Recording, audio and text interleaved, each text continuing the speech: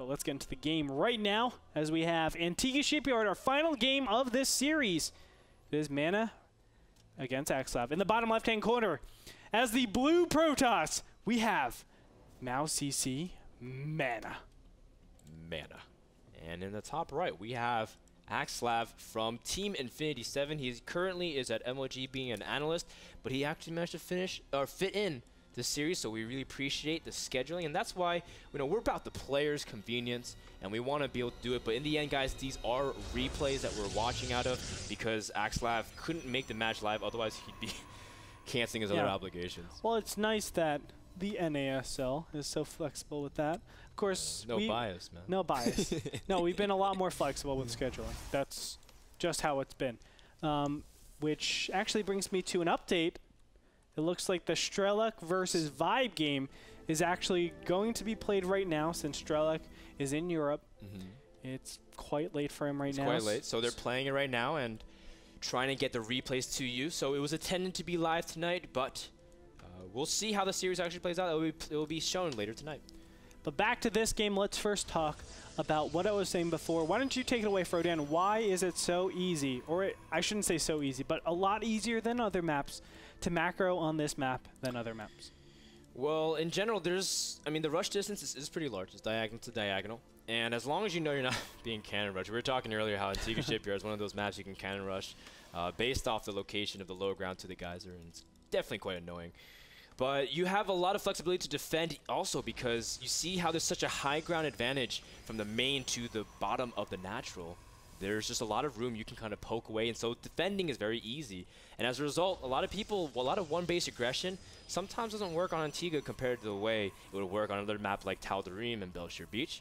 And so sometimes we see players like Grubby go for like a 1-gate expand sometimes and fake some 4-gate aggression. You've seen other players try to go for a little bit more defensive opening, get up 3 gates and go for stalkers and to expand after that. But the idea is it is an easier map to expand on.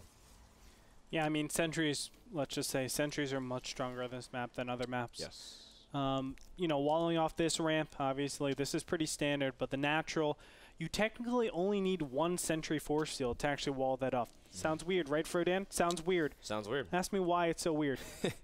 Why are you so weird, Andre? I don't know. I don't know. It's just a very interesting Asian family that I grew up in. What's so weird? What's so weird? All right, man. I'm not Dr. Phil. Why is it I can't counsel you through your family issues. We'll talk about this later. Why is it only 1 force field? Well, when you see 1 force field, would you ever think, hey, let me go up that ramp that has 1 force field already planted on there? Right. So it funnels you into a choke, and you get psyched out because you think, man, he's got a 2nd force field planned out as well. Exactly. That's so smart. So it's really easy to actually just say, get out of my base. Don't approach it until you have something like Colossus or Archons. That's a little bit later in the game. Now, we have still seen 1 base all-ins. I don't want to say that we're not going to be seeing that at all. Right. It's definitely a possibility. But this is a map, if any map, that we might see just macro play. Oh, please let it be so, Frodan. Please let it be so. Well, MaNa eventually had 3 gates, and now he's adding a 4th gate, while we do see Axslav getting out his sentry. Now, he does have 2 stalkers and 1 zealot, which is an advantage compared to MaNa's, and MaNa actually sent 2 probes here trying to be sneaky peeky as he is placing a pylon straight in the vision of Axslav, but will Axslav let it go up? That's the question. Well, here's the thing. Axslav does have the advantage, but he's so scared of the warping, doing a lot of damage here, and his stalker's getting caught off guard. He had the 1 zealot advantage. He was able to pick off that zealot, but look at that, the cancel, and oh my god, there's a pylon inside. I'm sorry, not a pylon. There's a probe inside of the base of MaNa. MaNa hasn't scouted because he's too busy microwing back outside the natural of Axslav, and that's a very clever move. Axslav, if that's not scouted, could just do critical damage if MaNa's not paying attention. Yes, it could. But I think... Oh my god, does MaNa not know about this? No, he doesn't. This is why, man. This is why you gotta clean your room. We might have a very early game, 3rd game here. Oh, no, MaNa sees it. He's too good for that. I mean, look at that. He's just being really comprehensive and cautious. Now, Axslav, he tries to go in, but a good blockage. Those stalkers, they were like the mean bouncers I met the other week, man. Just like everywhere I went, you try to walk one direction, you change direction, and they like stick out their chest, And of course, their chest is like the size of three times the size of your head. So everywhere you just turn your head, you bump into them. That's what the stalkers were. They're bullying, man. Stalkers are big bullies, if you think about it. They're also like 12 feet tall, so that would probably explain why they're so intimidating. I used to be bouncer. If I open a nightclub, I'd definitely get a stalker to be my bouncer, man. Would you get me to be your bouncer? Because then if you try to dash around the stalker, you just blink backwards, man, and just stand in front of the door. It'd be so sick. Okay. It's crazy, man. I almost walked into something. I know. But I'm gonna get away from that. I was just avoiding. I was like, matter for you. Axslav is expanding though right now. And yeah, so both these MaNa. players are expanding. Yeah, they're expanding. They're actually doing pretty identical builds. You can see 3 gates for Axslav. That's the one difference. He's got 5 centuries. That's overdoing it, I think. Yes. 4 is a good number, I think. Well, here's the thing. That's the beauty of defensive 4 gate, which is what MaNa did, or a fake 4 gate. It does force your opponent, if they are going for some sort of tech build, to make a lot more centuries than they want to. Unfortunately for MaNa, he thought there was a reverse 4 gate coming, or there very well could have been, so he made a lot more centuries than he should have, I felt like. 4 centuries is a little excessive at this point in time. I guess if he wants to defend his ramp on the bottom, then yes, it's fine, but still, it is a little excessive. And, ooh, nice! Very, very bad situation for Axslav, as he has 3 stalkers trapped by 2 well-placed force fields. And all of a sudden, you see in a supply advantage, it was about to tilt back in favor of MaNa, but Axslav, for getting a little bit earlier units and a little bit earlier gateways, doesn't actually have that advantage anymore. Now here's something interesting. Axslav is taking the 3rd and 4th gas right away. Now, what do you need the 3rd and 4th gas for? That's the big question. Normally it's something like tech, of course Colossus, which are inbound. You can see the robotics bay is being made right now. MaNa has only gone for a 3rd gas. Really interesting. So he's focusing more on getting minerals, obviously. A lot more probes are being allocated towards these minerals than to gas. So he could be looking to do some sort of timing with this, potentially. I'm not sure what he's trying to do. Oh, we did see a skirmish in the middle, and a couple of zealots and stalkers dropped, but for the most part, Axslav saved his immortal. You can just cut me off when something like that happens. I apologize. You were so sad when it was like before I cut you off in the past. I don't want to cut you off. No. Andre, I won't cut you off, man. Anytime you need money, just let me know. Thanks, bro. Oh, I got you. Are you holding right now? No, I'm just saying we Asians stick together. It's good stuff. Why else would you call me a co-caster? We saw MaNa is moving out here with the. I'm just moving on from that subject. We're not going to talk about it. No. We see that MaNa has this Warp Prism in prime position. Nothing from Axslav is ready to defend against Zealots. Now, will MaNa warp in any units afterwards, or are we just going to simply use it for harass? Something interesting at MaNa's base, he's actually going for a 2nd robotics facility. So he's going to ramp up the Colossus as fast as possible. Nice job by MaNa picking up all the zealots before they actually die. He's really good about just that. Let that go, but MaNa's not going to let any of those zealots be left behind. Yeah, man. You saw MaNa last week against Vibe when he sniped the Hive. Oh, the Hive. That's what I was saying. The Hive.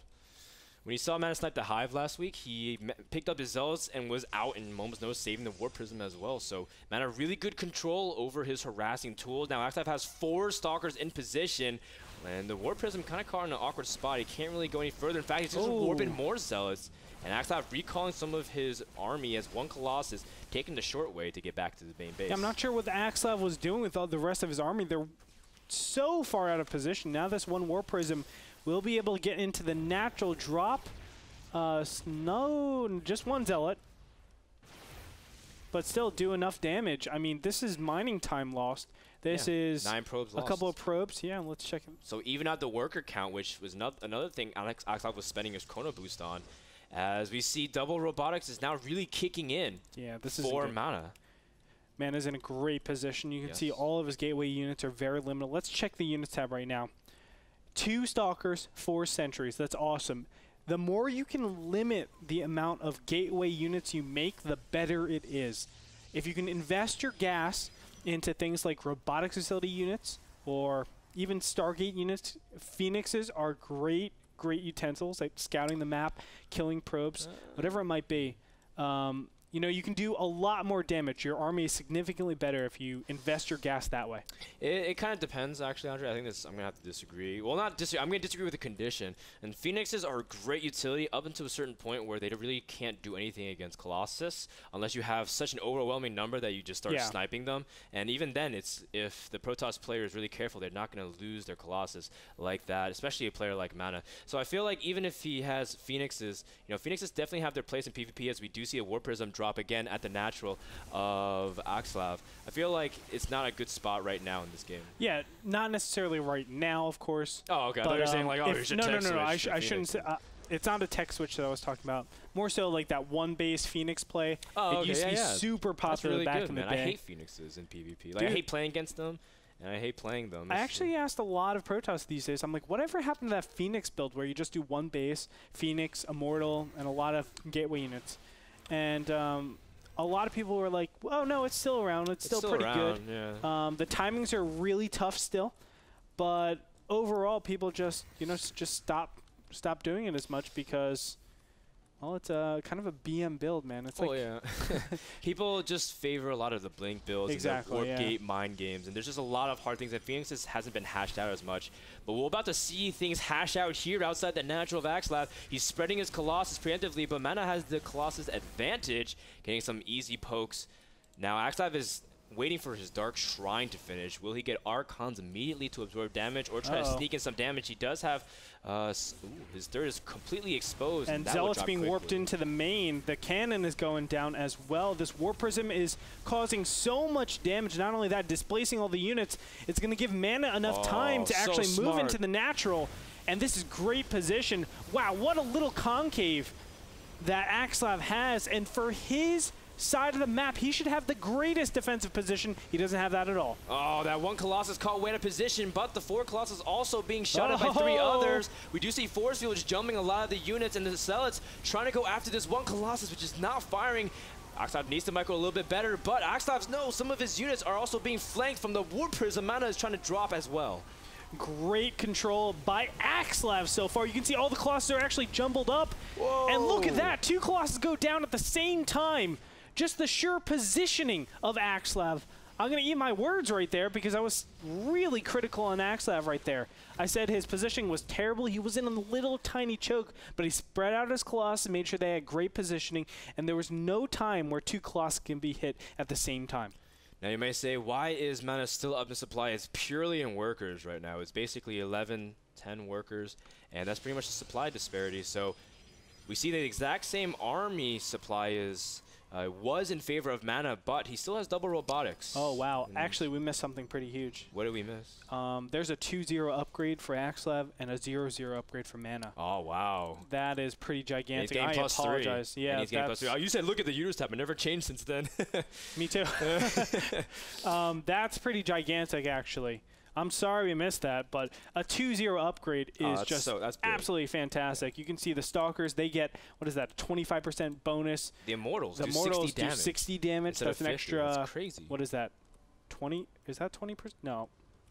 God, why am I bugging? 40%. Yeah, they get 5 damage per upgrade. That's 20%. I'm going crazy. And Axslav is taking his third. MaNa is also as well. So this is actually quite a period of time where it becomes increasingly difficult to attack into your opponent in PvP. And I wouldn't blame either player for waiting and playing passive and trying to max out. But Axslav is moving forward because he knows he won that battle. But the thing is, it's deceiving because we see 7 Colossi out for MaNa because he had that double robo. Now remember, Axslav did in fact lose his third, and a lot of economic damage was done. Oh my goodness. It's a little hot in the studio, man. Saying that right, I had a stroke, that's why. What? Excuse me. That's why I'm like, no, it's actually really hot in the studio right now. Unfortunately, our AC broke.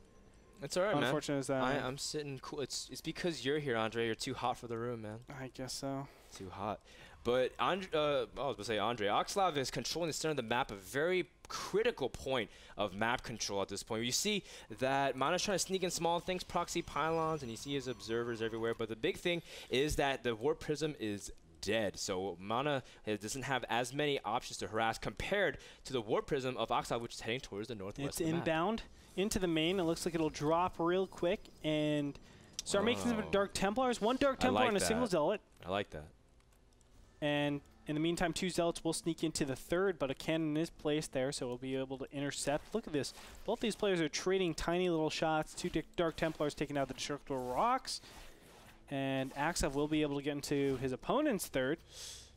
Will the Stalkers be able to react in time? MaNa tries to see if he can target down the War Prism, but it is completely fine.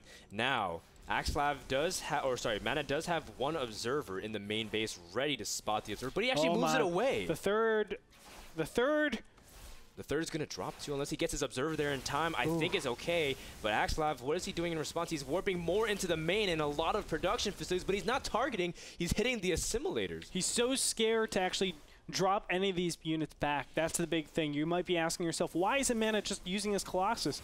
Well, if the Colossus is budged, these units in the front can easily swoop in and do exactly what MaNa did to Axslav previously.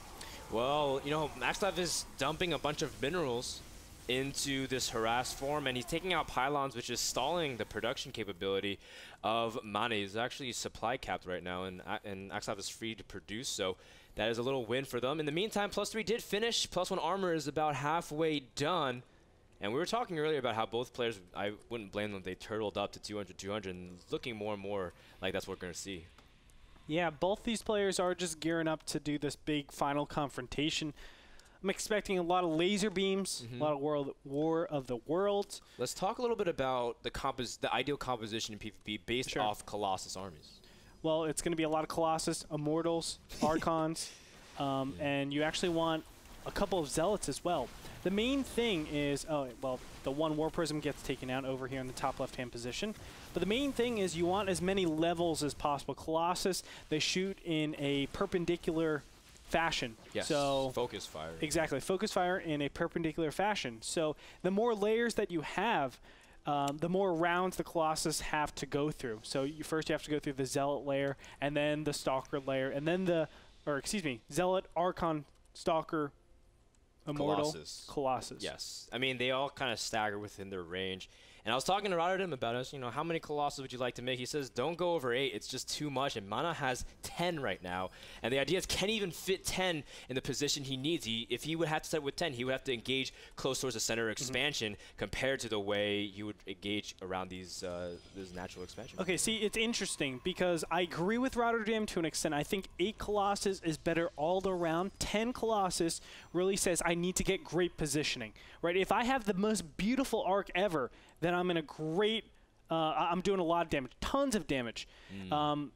Obviously, if all the opponent's units are just bottled up here and he stays in this Battle Dome area, that would be really bad for Axslav. What Axslav wants to remove the advantage of all these Colossus is to get a good flank. Oh, MaNa's moving up the ramp, though. Axslav's taking a lot of free front damage. We do see some Archons trying to rally in from the northeast. We do see the Colossus from MaNa completely protected as Axslav is being pushed further back. Supplies are still pretty even. There's a lot of lasers being tossed around. A lot of the ground army, aside from Colossus from MaNa, are being pushed back. And Axslav is moving forward, but MaNa's also moving forward, clumped perfectly for the Colossus to get AoE. No. And that was the worst situation. Now, MaNa had a great initiation, but unfortunately for him, that end play was not ideal. And now you can see he was really punished for that. Axslav very cleverly, I want to talk about this a little bit later, but merging Dark Templars instead of High Templars, that's a really, really critical advantage that he has going for him. Yeah, utilizing that gas instead. But we do see that MaNa does have one Dark Templar at the expansion of Axslav. He's going to try to take it down as fast as he can. Axslav, what is he doing in response? He has a huge advantage for a moment, but double robotics production, MaNa already still at the even Colossus count. Upgrade has also played a big thing in that factor too. 3-1 compared to 2-0 there for our Blue Protoss player. Yeah, that 3-1 advantage is really, really good. I mean, I think that's another key element that led Axslav to win that middle fight. Yeah. A lot of people would have seen that and said, Axslav is dead. You know, he basically move commanded into MaNa's forces, but still MaNa was able, or excuse me, Axslav was able to come off on top. You know, MaNa has been showing a lot of really, really weird micro. I want to say it's actually unorthodox and kind of uncharacteristic of him. Yeah, you know, MaNa jumbled up his Colossus up that ramp for the last part. He was doing okay. If he pulled back after his Grand Army was down, it was even supply still. But the fact that he sent his Colossus up against Axslav, the way Axslav has his Colossus set up, it was very, very poor attempt to try to bust his opponent. And I don't think he was able to do anything. Axslav still getting harassed at his 4th expansion, but for the most part, he now is 1 base up on his opponent and has stabilized. MaNa's moving across the middle of the map. He does have a supply advantage, despite the fact that Axslav's been winning battle after battle, and again, he has the Colossus advantage of 9-8. Both of them are very equal in worker supply, so this will translate to army advantage, but that upgrade advantage still holds true to Axslav. Oh, and here we go. Back. And the Colossus free to engage. Now, a lot of MaNa's Colossus are engaging on the front army while Axslav's Colossus are safely tucked away. Or is it half of them are segregated from the army? MaNa's pushing forward, taking a lot of damage, but this Archon trying to get into the battle. The Mortals are doing wonders, staying alive and adding so much damage to the armored units of Axslav. And just like that, MaNa completely evaporates the remainder of Axslav's army. 52 to supply to 121. What happened? Down to the wire in that engagement. Now Axslav, unfortunately for him, Colossus are a very snowballing unit. So once you lose all your Colossus, it's very hard to come back. You can see 65 supply to 133. MaNa doesn't have to worry about replenishing his Colossus. He can just get a ton of Archons, Zealots, Stalkers, things like that. Make it really hard for this Colossus to get the ideal sprays. Yeah, I mean, no matter what happens, whatever Axslav masses at this point, he's just going to be outsized and outpowered just because he has no ability to reproduce units at the rate at which MaNa is. Because let's look at it. Axslav is actually pretty broke. He only has 1 expansion really mining. And he's nothing really defending his natural. MaNa's just going to stomp on the production, and Axslav is just going to lose it right here. I think he has nothing really to defend. Correct. And it all came down to the positioning. A lot of people would have been like, but Axslav had the better upgrades. They were really equal in supply. MaNa was able to actually isolate parts of the Colossus. Wow. And, you know, even though his Colossus were all spread out, he just simply had too much stuff, I think, going to one place, and then his Colossus were able to focus fire. There it is, GG. Comes out from Axslav. And ladies and gentlemen, we have MaNa as our winner for game number 3. Congratulations, Greg Scores. I can't say it whatsoever. Yep. But let's go back. Yeah, let's take a look at that. That's really the final important. battle of the entire to map. Remove the advantage of watch this. Hopefully we put down the volume a little bit. Nope, this isn't it. This is actually the battle before the last battle, and this is when MaNa tried to force himself up. Now, this is still an important moment because you could see that MaNa had the Colossus advantage. Some of them weren't even firing, but he had a pretty good thing. Now, let's talk about how Axslav was splitting up his Colossus rather than keeping it at a concave. He was trying to attack from 2 different points and was not really optimized his AoE at that point. Exactly. I mean, there was a lot of Colossus that actually weren't being used, trying to get into range, but they couldn't. They just couldn't because of the positioning. Do we actually have the other battle? All right, so yeah, and I think from there you could see that Axslav had a little bit of advantage, but he kind of fell back. In the end, MaNa stayed on double road production, and he was down like 6 to 8 Colossus, and then just immediately massed back up and was not able to. I mean, he was pretty much safe, and I think Axslav was a little bit too passive from that point on. I think so, and also I want to mention the Dark Templars. I like the Dark Templars merging in rather than the High Templars. A lot of people would choose High Templars because it costs 100 minerals and 300 gas. But as I was saying before, remember, we want our gas to be concentrated into non-gateway units. So spend that money, more minerals on the Archon using Dark Templars and less gas on the Archons, and put all that gas towards Colossus. Normally, the limiting factor is gas, so you want to reserve as much gas for your robotics facility or even for your Stargate tech, mainly mothership, I should say. Do we have the other clip? No, we don't. So we don't have the ending clip of the game, but still, that was a really important moment to remember. And that game and the replay was brought to you by Kingston HyperX. Thank you so much for them to provide a lot of SSD, memory, as well as lots of other gear for the NASL Season 3. And we're going to be back with more content from Division 3, guys. This has been Frodan and Gretorp. Don't go anywhere. More games and series coming up next.